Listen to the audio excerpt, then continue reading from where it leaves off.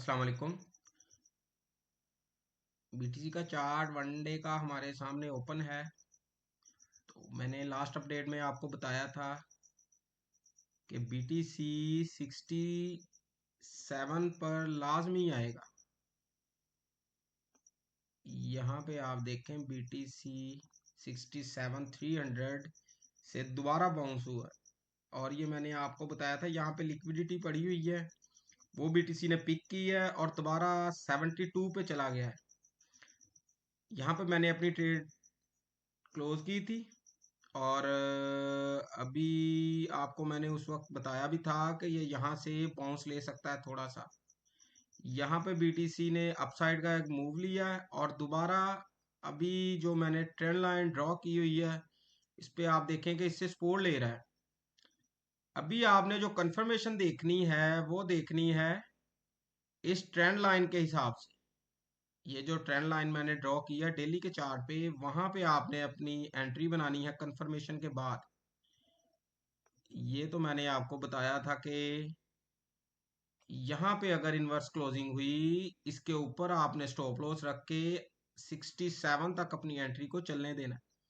तो यहाँ पे बीटीसी 67 तक आ गया, क्योंकि यहाँ पे एक लिक्विडिटी पड़ी हुई थी, वो इसने पिक की है और दोबारा अपसाइड का एक छोटा सा मूव लिया है और दोबारा इस ट्रेंड लाइन को टेस्ट करने आ रहा है।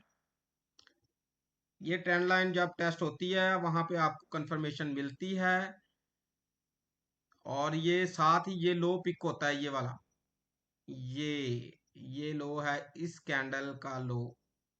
जैसे ही पिक को 1 आवर में आपको कंफर्मेशन मिले, इनवर्स क्लोजिंग मिले, आपने वहां पे अपनी एंट्री प्लेस करनी है और 71 अपना टारगेट रखना है। 71 तक फिर बीटीसी आएगा। बीटीसी की फिलहाल की अपडेट तो यही है। इस ट्रेंड लाइन को देखना है आपने, कंफर्मेशन देखनी है, उसके बाद 71 तक आने देना है उसको। 71 तक इजीली आएगा। तो बीटीसी की आपने एंट्री ऐसे बनानी है। उसके बाद एथेरियम पे चलते हैं।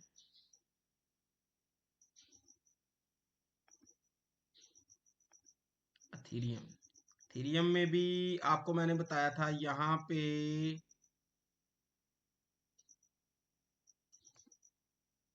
पे लिक्विडिटी है, लेकिन उससे पहले ही बीटीसी ने, सॉरी एथेरियम ने, ये चेक करें, इनवर्स क्लोजिंग दी है। उसके बाद डाउन साइड मूव लिया है, क्योंकि बीटीसी ने डाउन साइड मूव लिया था।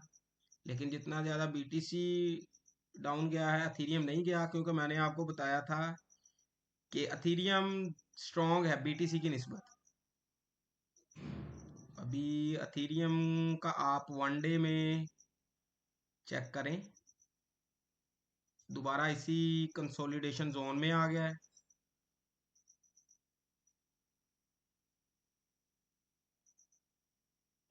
ये कंसोलिडेशन जोन से अभी इसमें भी एक ट्रेंड लाइन है, मैं आपको ड्रॉ करके दिखाता हूँ। यहाँ पे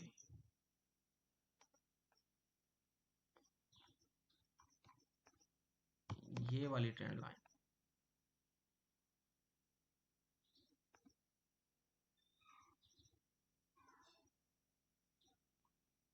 अभी आपने इस कंसोलिडेशन से बाहर निकलने के बाद ये ट्रेंड लाइन देखनी है। जैसे ही इस ट्रेंड लाइन पे कंफर्मेशन दे, आपने अगले लिक्विडिटी जोन तक उसको चलने देना है और जैसे ही वो लिक्विडिटी जोन को टच करे, आपने अपनी एंट्री एग्जिट कर देनी। अगला अथीरियम का जो लिक्विडिटी जोन है वो ये वाला एरिया है।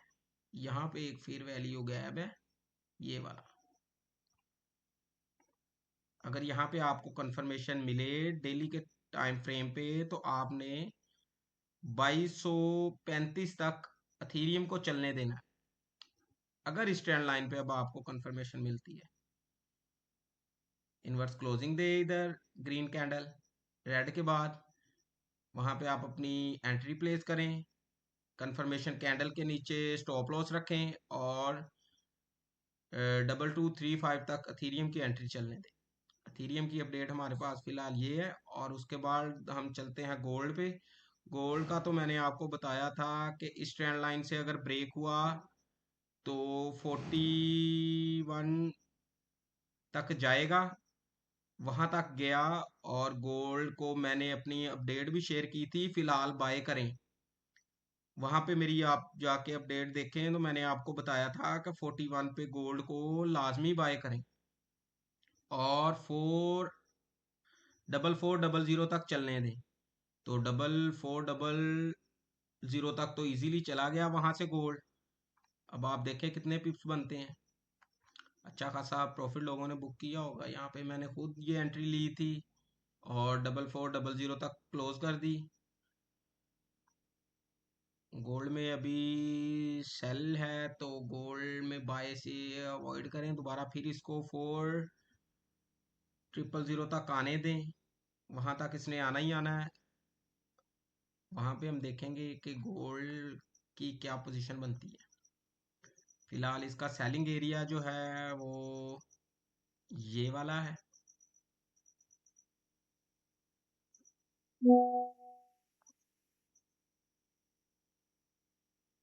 ये वाले जोन से आप सेल की एंट्री फाइंड कर सकते हैं आफ्टर कंफर्मेशन।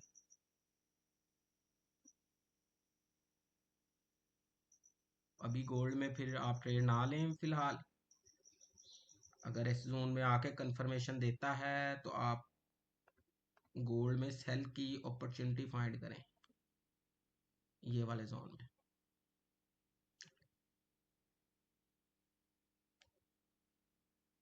दोबारा अगर नीचे आता है इस लो को पिक करने, तो फिर हम बाय करेंगे, फिर देखेंगे हमने क्या करना है। गोल्ड में अवॉइड करें। बीटीसी और एथेरियम की अपडेट आपके साथ मैंने शेयर कर दी है। इंशाल्लाह कल मिलेंगे। अल्लाह हाफिज।